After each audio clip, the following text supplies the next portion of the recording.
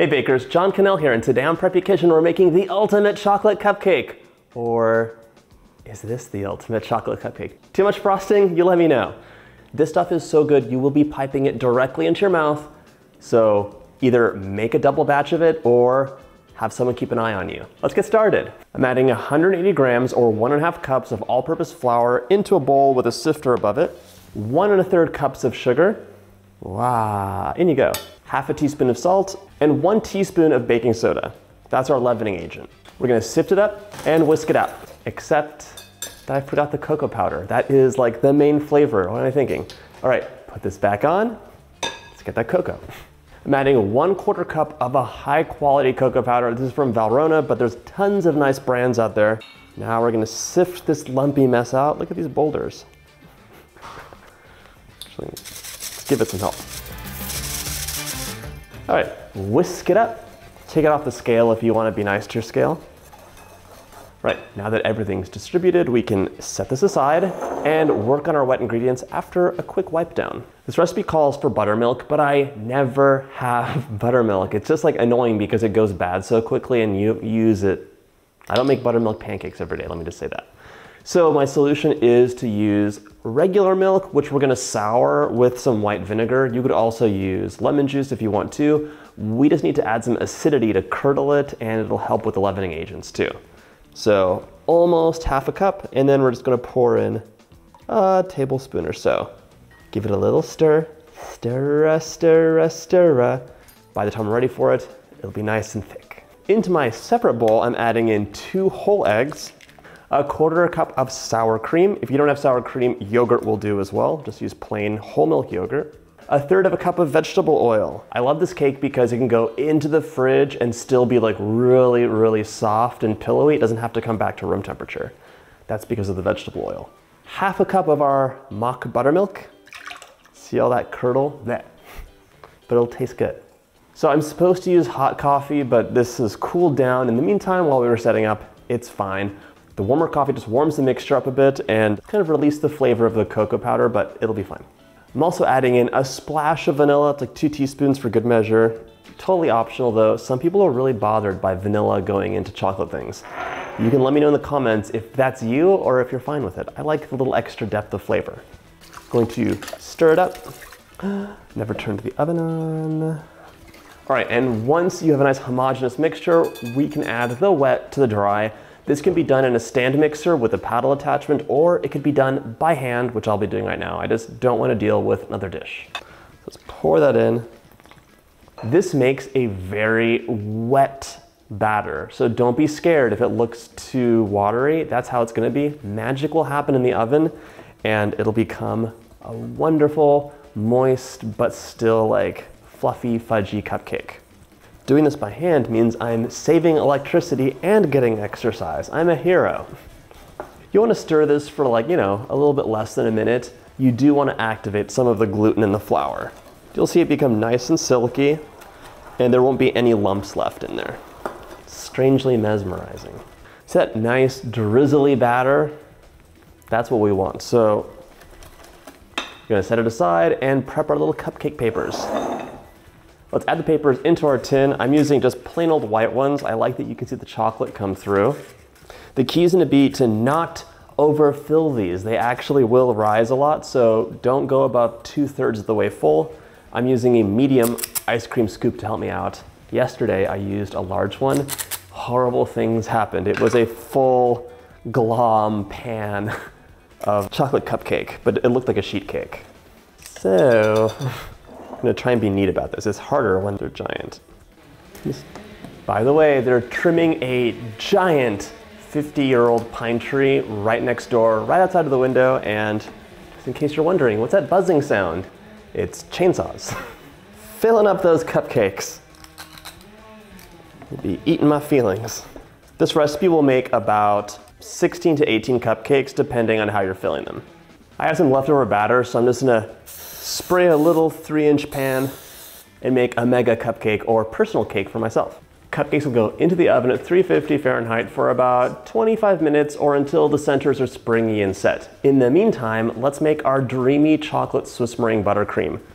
We need 5 egg whites. So let's start separating. You can use a third bowl to separate into if you're afraid your yolks are gonna break, like that one just did. If you're quick though, it's not a big deal. I see some yolk in there. Clean hands is the best way, but make sure you crack those eggs carefully, otherwise bad things are gonna happen. Woo.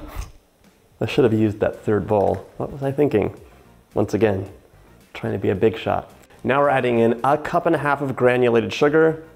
In you go. If you like your buttercream a bit sweeter, you could add in maybe 2 extra tablespoons. At some point though, those eggs become saturated and the sugar won't dissolve into them, so you have little grains. And yes, I learned this the hard way. Give this a stir so it is fully homogeneous. Add a pinch of salt in here too. And now we're gonna put it over a pot of simmering water, making sure the water does not touch the bowl. It's gonna steam heat it to 160 degrees, and yes, you'll be whisking this the whole time. All right, so take your 160 degree Fahrenheit egg mixture and pour it right into your stand mixer. You can see how gooey it is now. We're gonna mix it on high for about 10 minutes or so. It needs to come to room temperature. While that's going, I'm adding in 10 ounces of bittersweet chocolate into a bowl. You can give this a chop if you want, but I think it'll be fine just like this, and we're gonna place it right over that double boiler. And then you keep mixing. By the time they're both done, everything will be set. Let's check in on this. Look how gorgeous this is. This is like one of my favorite parts of baking. In case you're wondering, making meringue. Okay, so it's not ready yet because it's too warm, but look at that. It's like a Dr. Seuss dollop. This needs to mix for a while longer. You could actually pack the bowl in ice to speed things up, but that chocolate has to melt, the cupcakes have to bake, so I'm not in a huge hurry. Once the chocolate starts melting, you can just give it a little stir to help things along and keep an eye on it.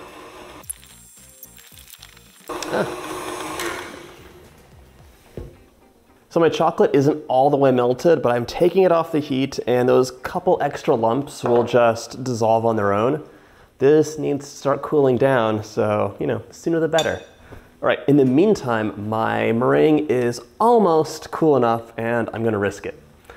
Oh, look at this, that's ready. So you can see how it has that nice little wobble wobble over there. The thing is, if it's too warm, the butter will melt. This is actually nice in room temperature. But if you couldn't wait and you plop that butter in and it becomes soupy, just give it like 5 minutes in the fridge. So just take the bowl off, into the fridge and whip it up. It should be fine. Right now, we're gonna go on low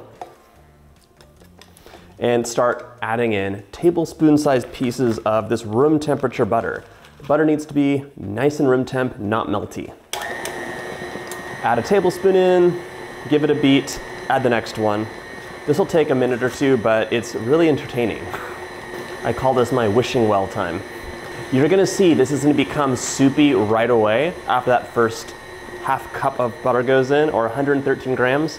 I'm adding in 1 full pound, by the way, so 113 times 4, or 2 cups, or 4 sticks if you're in America. It's so sad that so many American recipes are not in metric because it's depriving all those people around the world that don't use cups.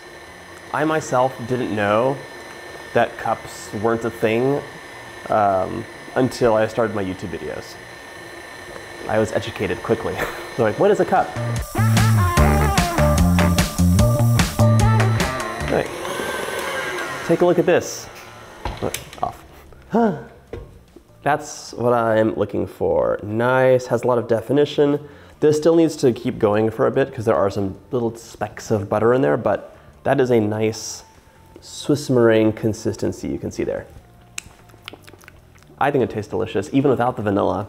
But instead of vanilla today, we're adding chocolate. This is in a mix for a couple more minutes, and then this is gonna keep cooling down. If it's still really warm, you can transfer it to a cold bowl, and that'll help things along as well. And this is pretty hot, so I am gonna transfer it to a cold bowl to help things along. You could have also done this in advance, which I did not do. Cupcakes have been cooling in the background. They're not done yet, but Look at this perfectly filled cupcake. It makes me so happy. Yesterday I overfilled the cupcakes and it was trying. There was a lot of sneak eating happening on the sly. So my chocolate's been in the fridge for a couple of minutes and now it's in the 70s, so it's perfectly fine to drizzle in while this mix is on low. This is the magical part where everything comes together. It's so pretty. So as you can see, the inside is totally chocolatey. The outside is not mixed. So let's give it a mix and scrape the bowl down. I mean, that is just right. So much chocolate, not too much sugar, light as air. Okay, we're ready to transfer this amazing concoction into a piping bag, and I'm fitting it with an 869 tip. It's my large open star, my favorite cupcake decorating tip, especially if you want to add in a ton of frosting. So with this dollop, you're gonna add a ton of buttercream to the bottom and keep turning it clockwise, counterclockwise until it becomes a little point. That's pretty nice, and it's maybe just the right amount of buttercream. Love it. Let's make a couple more. So you could also just do one big dollop without the turning. It's kind of nice to spiral. You could just top it with a chocolate covered espresso bean or maybe a little drizzle of chocolate. Back to my favorite. I think that looks so nice, and it's really, really easy to do. By the way, if it's a bit off center, you can just tap it a little bit and it'll correct it while it's still soft. These can go into the fridge, but they'll really firm up, so I would leave them at room temperature, just covered. So this is the actual amount of frosting that I like on a cupcake. I am not a crazy frosting to cake ratio person. I like it to be, you know, more cake than frosting. And it's time for a bite. I'm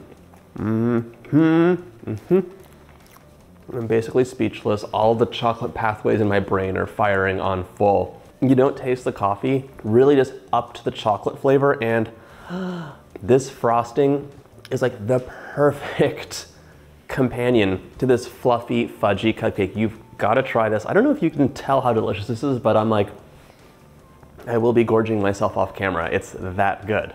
If you like this recipe, check out my German chocolate cake. It is everything you need a German chocolate cake to be, and it is beyond amazing. Thanks so much for watching. If you like my videos, hit that like button and subscribe, and I'll see you soon.